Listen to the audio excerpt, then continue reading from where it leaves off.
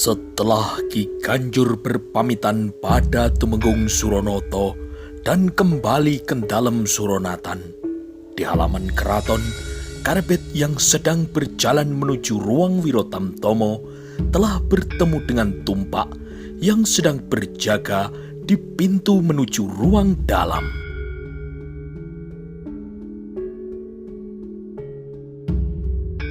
Ki Lurah Karebet, aku ingin bisa ikut berangkat ke Pajang bersamamu, kata Tumpak. Ternyata kabar Karebet diangkat sebagai Adipati Pajang sudah tersebar hampir ke semua prajurit Demak. Tumpak, aku bukan seorang Lurah Wirotamtomo lagi, kata Karebet. Iya Karebet, aku tahu. Aku menjadi agak canggung karena sebentar lagi kau akan menjadi seorang adipati, kata Tumpak. Tidak apa-apa Tumpak, namaku memang Karebet, kata Karebet. Karebet, tentang prajurit Wirotamtomo yang akan ikut bertugas ke Pajang, sebenarnya aku ingin akulah yang menjadi prajurit yang ikut itu Karebet, kata Tumpak. Iya Tumpak, tapi kan yang menentukan bukan aku, kata Karebet. Nanti coba aku akan menghadap Tumenggung Gajabirowo, kata Tumpak. Ya, sekarang aku akan menuju ruang Wirotamtomo dulu Tumpak, kata Karebet. Karebet pun segera berjalan menuju ruang Wirotamtomo untuk mengembalikan pakaian Wirotamtomo. Setelah itu, Karebet berbalik berjalan kembali melewati pintu depan penjagaan. Ia kemudian berbicara sebentar dengan Tumpak, lalu keluar dari keraton berjalan menuju ke desa Kadilangu. Ketika Karebet sudah menghilang dari pandangan, prajurit yang berjaga berbicara kepada Tumpak. Tumpak, alangkah enaknya menjadi Lurah Karebet.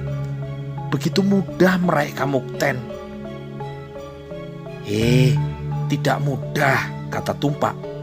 Diperlukan ilmu kanuragan yang tinggi untuk bisa seperti Karebet. Coba kalau kita, apakah kita seorang diri mampu melawan seekor macan gembong, seekor buaya, atau seekor kerbau liar? Kata Tumpak. Kau tahu, belasan prajurit Wirotamtomo maupun Wiromanggolo tidak mampu melawan seekor kerbau gila yang mengobrak-abrik perkemahan di hutan Prawoto.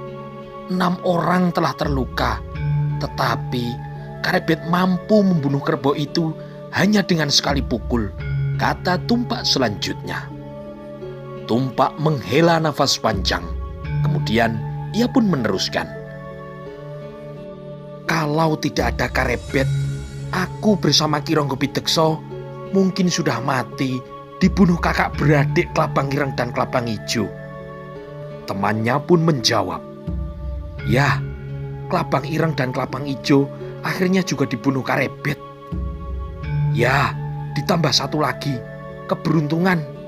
Dan Karebet yang tampan pantas mendapatkan kamukten itu, kata Tumpak. Sementara itu, Karebet berjalan ke arah selatan. Setelah berbelok ke timur, menyeberang ke Sungai Tuntang, maka sampailah ia di Kadilangu.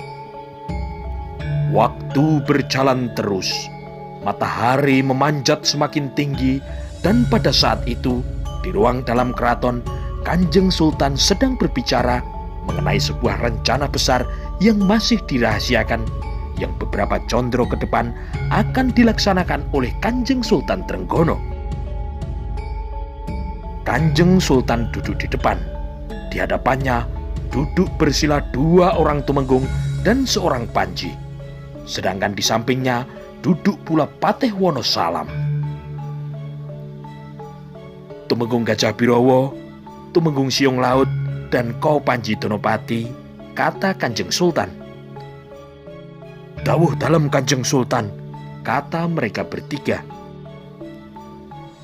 Beberapa condro ke depan, setelah aku menikahkan anakku, yaitu Putri Mas Cempoko, aku mempunyai sebuah rencana besar. Rencana yang melibatkan semua kesatuan prajurit Demak, kata Sultan Trenggono. Rencananya, Aku akan memimpin pasukan segelar sepapan untuk menggempur dan menaklukkan Panarukan yang terletak di daerah Brangwetan yang selama ini masih belum bersedia takluk kepada Kesultanan Demak. Lanjut kata Kanjeng Sultan Trenggono. Rencana ini mohon dirahasiakan dulu. Nanti pada waktunya akan aku sampaikan sendiri kepada semua pasukan tempur Kesultanan Demak. Nanti Panarukan akan kita kepung dari darat dan dari laut. Rencanaku, kita nanti akan menggunakan gelar perang Sapeturang, kata Sultan Trenggono. Untuk menggempur Panarukan dari laut, kita butuh belasan perahu. Nah, kau Tumenggung Siung Laut, kau ingat? Dulu sewaktu kau masih muda, pernah ikut menyerang ke tanah seberang bersama dengan Pangeran Sabranglor. Lanjut kata Kanjeng Sultan. Tumenggung Siung Laut, seorang yang berbadan kuat namun sudah berumur agak tua. Seorang tumenggung dari kesatuan prajurit laut, yaitu kesatuan Jolopati yang pernah ikut dalam pertempuran laut di tanah seberang. Kasinggihan dawuh Kanjeng Sultan. Memang betul, lebih dari 3 windu yang lalu, hamba pernah ikut naik perahu bersama dengan Pangeran Sabranglor guna menyerang orang asing di tanah seberang, kata Tumenggung Siung Laut. Nah, waktu kau kembali ke Demak, ada berapa perahu yang berlayar Purang dan bisa mendarat di Bandar Jeporo? Tanya Kanjeng Sultan. Yang bisa selamat hanya separuh Kanjeng Sultan, sekitar 30 perahu. Yang separuh lagi hancur atau tenggelam terkena senjata lawan, kata Tumenggung Siung Laut. Hanya tersisa 30 perahu. Ki Tumenggung, sekarang keadaan perahunya bagaimana? Hampir semuanya rusak Kanjeng Sultan. Ada beberapa perahu yang rusak berat, bahkan hampir hancur. Tetapi sebagian besar masih bisa diperbaiki, kata Tumenggung Siung Laut. Kita butuh lebih dari 20 perahu. Sekarang perahunya disimpan di mana Ki Tumenggung? Tanya Kanjeng Sultan. Sebagian disimpan di dekat Bandar Jeporo, di daerah Keling, sebagian lagi disimpan di daerah Wedung, jawab Tumenggung Siung Laut. Baik, kau cari orang yang bisa memperbaiki perahu dari pesisir Wedung sampai daerah Keling. Perbaiki perahu yang rusak sebanyak-banyaknya, kata Kanjeng Sultan Trenggono. Kasinggihan dawuh Kanjeng Sultan, kata Tumenggung Siung Laut. Kita harapkan sebelum 4 Condro, perahu-perahu itu sudah siap dipergunakan, kata Kanjeng Sultan. Mulai besok, kau bisa mengajak beberapa orang prajurit dari kesatuan Jolopati untuk pergi ke desa Wedung dan daerah Keling. Kasinggihan dawuh Kanjeng Sultan, jawab Tumenggung Siung Laut. Tumenggung Gajah Birowo, kata Kanjeng Sultan. Dawuh dalem Kanjeng Sultan, kata Tumenggung Gajah Birowo. Mulai sekarang, kau bisa mulai melatih meningkatkan kemampuan Wirotamtomo yang baru saja lulus pendadaran. Nanti, separuh dari seluruh prajurit Wirotamtomo akan ikut berangkat menyerang ke Panarukan, kata Kanjeng Sultan. Kasinggihan dawuh Kanjeng Sultan, kata Tumenggung Gajah Birowo. Panji Donopati, kata Kanjeng Sultan. Dawuh dalem Kanjeng Sultan, kata Panji Donopati. Setelah ini, kau bisa mengeluarkan dana perbaikan perahu kepada Tumenggung Siung Laut, kata Sultan Trenggono. Sendika dawuh Kanjeng Sultan, jawab Panji Donopati. Ki Patih Wonosalam, kata Kanjeng Sultan. Dawuh dalem Kanjeng Sultan, jawab Ki Patih Wonosalam. Apakah masih ada yang perlu kita bicarakan lagi? Kata Kanjeng Sultan. Kelihatannya sudah cukup Kanjeng Sultan, kata Ki Patih Wonosalam. Baik, Ki Tumenggung dan Ki Panji, silahkan kembali ke ruangan. Pembicaraan ini sudah selesai. Ingat, rencana ini agar supaya dirahasiakan dulu, kata Kanjeng Sultan. Tumenggung Gajah Birowo, Tumenggung Siung Laut, dan Panji Donopati menyembah. Lalu mereka bertiga bergeser ke arah pintu dan mereka pun keluar dari ruang pertemuan. Waktu terus berjalan. Matahari kini condong ke barat. Di sebuah pesantren di sebelah timur Sungai Tuntang, ternyata ada kegiatan mengisi air padasan dan memotong kayu bakar. Hari ini ternyata Ki Pemanahan dan Ki Penjawi juga masih berada di Gadilangu. Saat itu Ki Pemanahan berkata kepada Karebet, "Adik Karebet, besok pagi aku dan Adi Penjawi akan pulang ke Selo." "Iya Kakang, besok pagi aku masih mengaji di Gadilangu. Baru lusa aku berangkat ke Pajang," kata Karebet. "Nanti setelah aku tiba di Selo, 2 atau 3 hari kemudian, aku bersama Adi Penjawi dan Kakang Jurumertani akan segera menyusul ke Pajang," kata Ki Pemanahan. "Terima kasih Kakang. Kalau bisa, ajak juga beberapa tukang kayu terbaik dari Selo untuk ikut bekerja di Pajang bersama-sama dalam membuat dalem kadipaten," kata Karebet.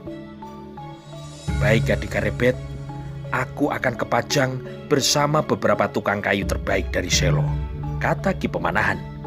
Setelah itu, Karebet pun mohon diri kepada Kanjeng Sunan Kalijogo untuk kembali ke dalam Suronatan. Hari itu, di dalam Suronatan, matahari belum lama terbenam.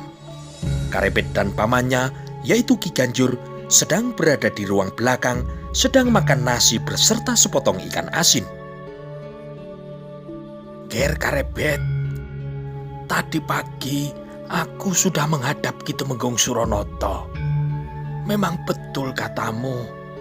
Ki Tumenggung bilang kau akan diangkat sebagai adipati di Pajang," kata Ki Ganjur sambil mengambil sepotong ikan asin. "Iya Paman," kata Karebet. "Aku sudah diizinkan oleh Ki Tumenggung untuk pergi ke Tingkir bersamamu. Setelah itu, kalau aku kembali ke Kota Raja juga tidak apa-apa. Kalaupun aku menetap di Tingkir juga diperbolehkan," kata Ki Ganjur. "Iya Paman," kata Karebet. Setelah selesai makan, mereka pun duduk berdua di depan rumah dan mereka pun masih berbincang tentang keberangkatan ke Tingkir besok lusa. "Karebet, apakah kita jadi berangkat besok lusa ke Tingkir?" tanya pamannya. "Iya Paman, nanti akan ada prajurit yang memberitahu kemari," kata Karebet. Perbincangan mereka berdua terhenti ketika dari jauh terlihat bayangan orang mendekat. "Siapa itu?" tanya Ki Ganjur kepada Karebet. Karebet pun menajamkan pandangannya. Akhirnya ia pun mengenal sosok orang yang datang itu. "Yang datang adalah Ki Tumenggung Suronoto Paman," kata Karebet. "Ada perlu apa Ndoro Menggung kesini?" tanya Ki Ganjur. Karebet dan Ki Ganjur pun segera berdiri dan setelah dekat maka Ki Ganjur pun berkata, "Monggo Ndoro Menggung, silakan masuk ke dalam saja." "Di sini saja Ki Ganjur, lebih enak, banyak angin," kata Tumenggung Suronoto. "Iya Ndoro Menggung," jawab Ki Ganjur. "Karebet, kau jadi berangkat besok lusa?" tanya Ki Tumenggung Suronoto. "Iya Ki Tumenggung, rencananya rombongan akan berangkat di hari Respati Jenar, berangkat pada pagi hari." "Karebet, nanti kalau Ki Ganjur ingin menikmati masa tuanya di Tingkir, kau bisa beritahu aku," kata Ki Tumenggung. "Selama Ki Ganjur berada di Tingkir, untuk sementara aku akan mencari orang lain untuk merawat tanaman di dalam Suronatan ini." "Iya Ki Tumenggung," jawab Karebet. "Nanti kalau kau sedang berada di Kota Raja, kau bisa menginap di sini. Di ruang dalam juga masih banyak kamar kosong," kata Ki Tumenggung. "Terima kasih Ki Tumenggung," jawab Karebet.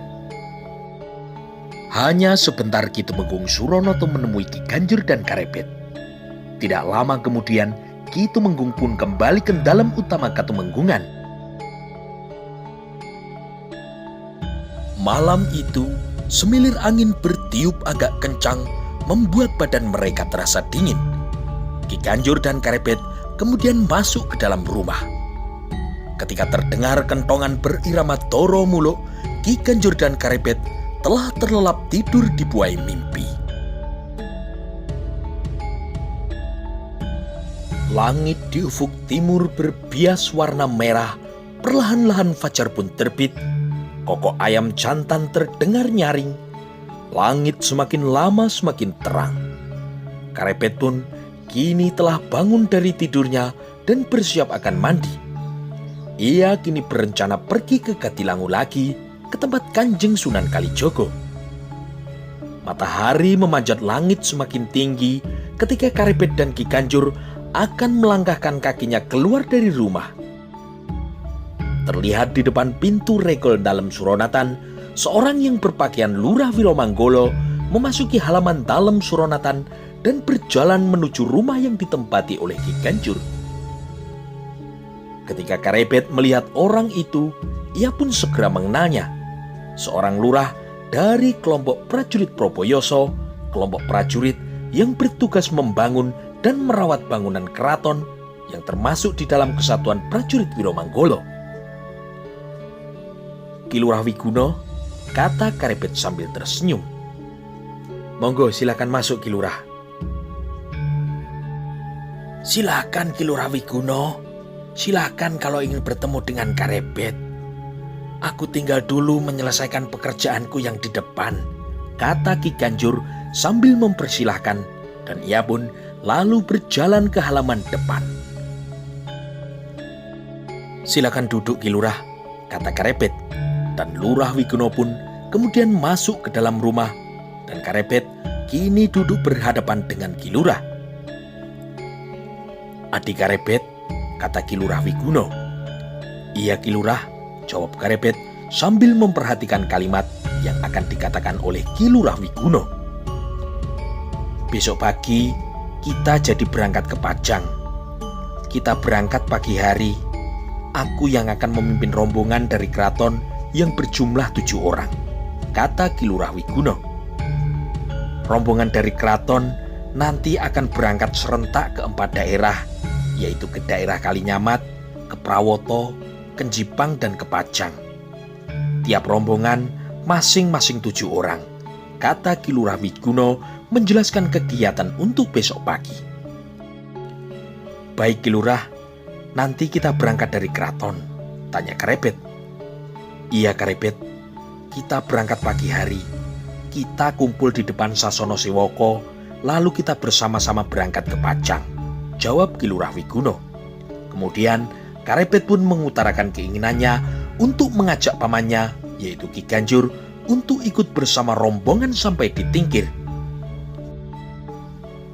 Ki Lurah, rombongan kita nantinya akan bertambah 1 orang, karena nanti aku akan mengajak Paman Ganjur untuk ikut pulang ke Tingkir.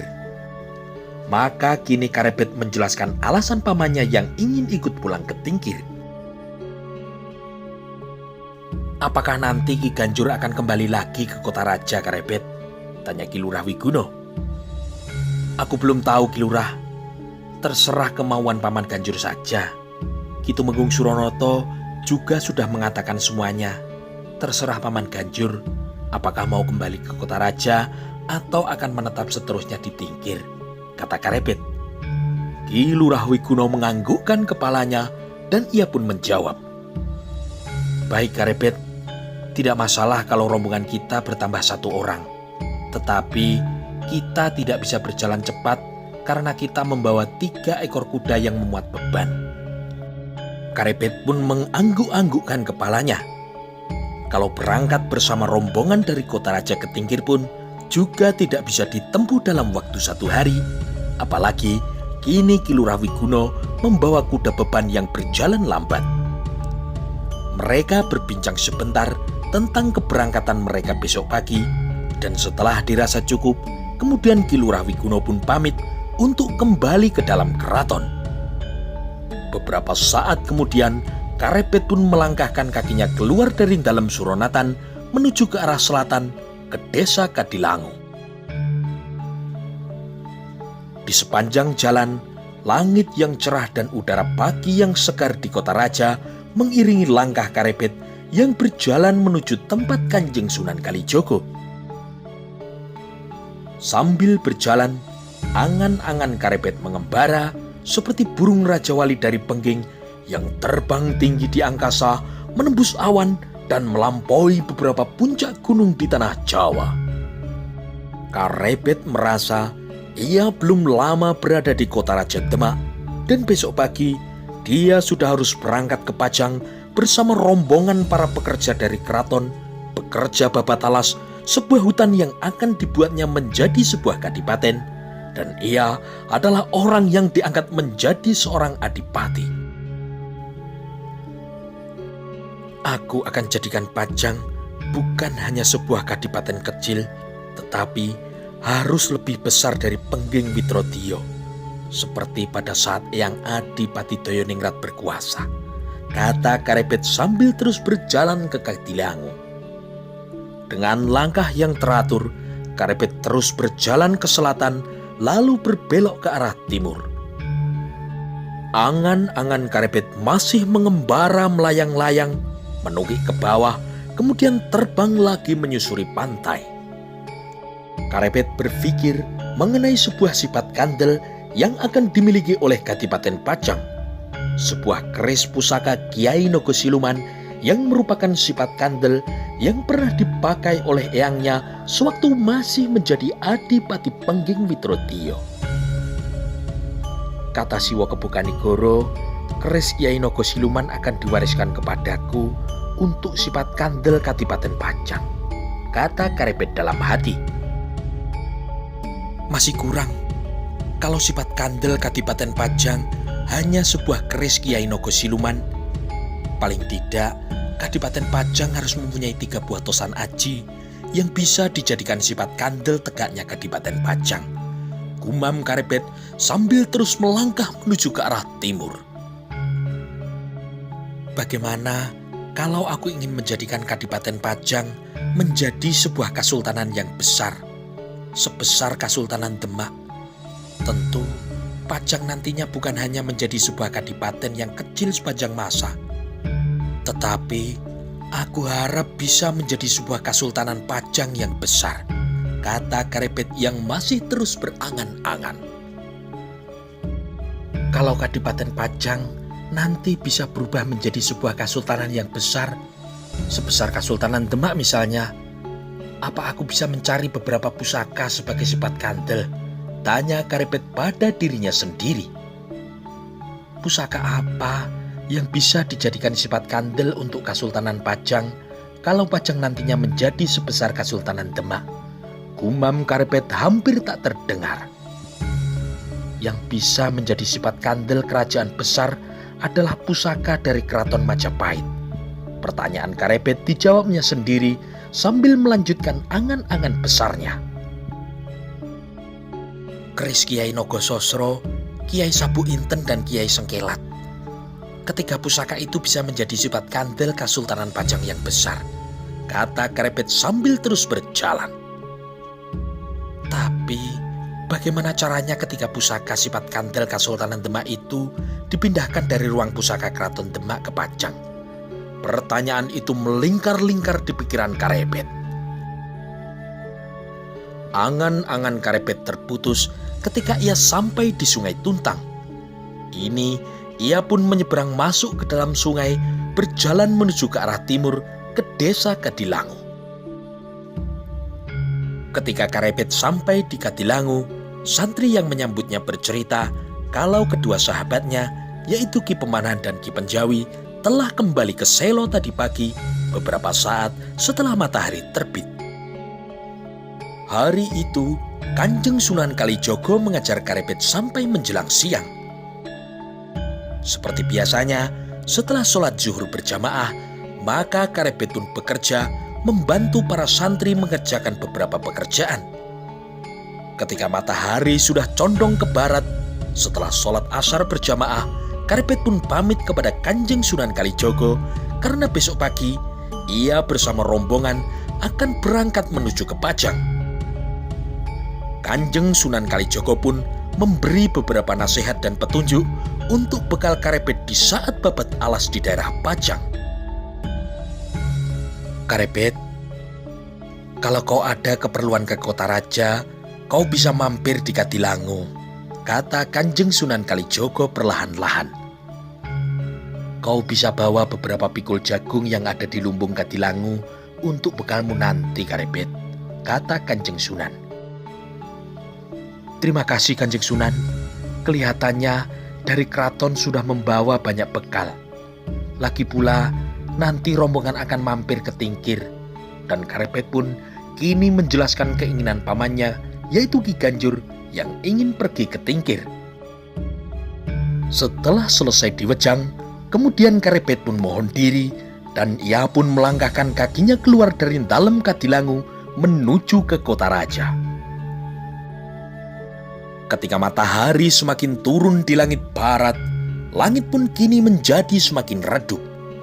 Nyai Madusari yang baru saja keluar dari gerbang keraton dan saat ini sedang berjalan di alun-alun melihat Karepet yang sedang berjalan menuju ke arahnya. "Karepet," kata Nyai Madusari setelah Karepet berada di depannya. "Nyai Madusari, mau pulang?" tanya Karepet. "Iya Karepet. Baru saja di depan Keputren, Tumpak berbicara kepadaku. Besok pagi dia akan ikut dalam rombongan dari keraton yang akan pergi ke Pajang bersamamu," kata Nyai Madusari sambil tersenyum manis. "Iya Nyai," kata Tumpak, "kemarin dia memang ingin ikut ke Pajang. Rupanya dia sudah minta izin kepada Tumenggung Gajah Birowo," kata Karepet.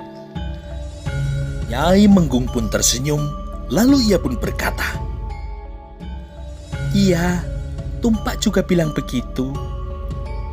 Nyai, jangan lupa pamitkan ke Gusti Putri. Besok pagi aku akan berangkat bersama rombongan ke Pajang," kata Karepet.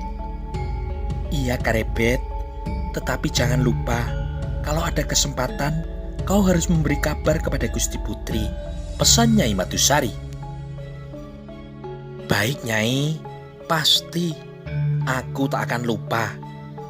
Nyai, aku akan kembali ke dalam Suronatan dulu Nyai. Aku besok akan berangkat bersama Paman Ganjur," kata Karepet. "Baik Karepet," kata Nyai Menggung. Dan mereka pun berpisah. Nyai Madusari pulang ke dalam Katumenggungan, sedangkan Karepet menuju ke dalam Suronatan. Malam itu, setelah selesai mandi dan makan, Karepet duduk di depan rumah, tetapi pamannya, yaitu Ki Ganjur, yang tadi terlihat sedang duduk-duduk di depan, sekarang sudah tidak terlihat lagi. "Pergi kemana Paman Ganjur? Biasanya dia tidak pernah pergi. Kenapa sekarang menghilang?" Karepet pun menengok ke kanan dan ke kiri, tidak nampak seorang pun yang berada di sana. Setelah menunggu agak lama, terlihatlah Ki Ganjur berjalan sambil tersenyum. Melihat pamannya itu tersenyum, Karepet pun juga ikut tersenyum. "Paman, Paman dari mana? Selama ini saya jarang melihat Paman tersenyum. Tetapi malam ini Paman bisa tersenyum senang. Kenapa Paman?" tanya Karepet sambil menggeser duduknya memberi tempat kepada Ki Ganjur. "Aku sudah pamit kepada Ki Tumenggung Suronoto, Ger," kata pamannya. Ternyata pamannya pergi menemui Ki Tumenggung. "Kalau hanya pamit kepada Ki Tumenggung, itu bukan suatu hal yang luar biasa, Paman. Tetapi kenapa Paman bisa tersenyum senang sekali malam ini?" tanya Karepet. "Aku diberi bekal uang oleh Ki Tumenggung. Ini yang penting Karepet," kata pamannya sambil tertawa. "Oh, iya Paman, uangnya disimpan saja. jangan sampai hilang. Paman, semua yang akan dibawa besok pagi, apakah sudah dibungkus kain, Paman? Sudah, besok kita tinggal berangkat. Lagi pula, yang dibungkus kan tidak ada. Pamanmu ini hanya mempunyai beberapa pakaian saja, kata pamannya. Kalau soal pakaian, kita sama, Paman, kata Karebet sambil tertawa lepas. Malam merayap hingga saat sepi wong. Karebet dan pamannya kemudian masuk ke dalam rumah, bersiap-siap untuk beristirahat karena besok mereka akan melakukan sebuah perjalanan yang jauh.